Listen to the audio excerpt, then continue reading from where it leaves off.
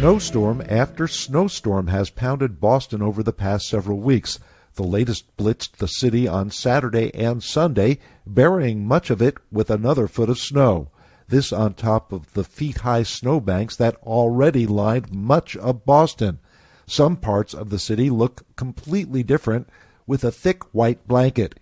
Here are before and after photos of Boston.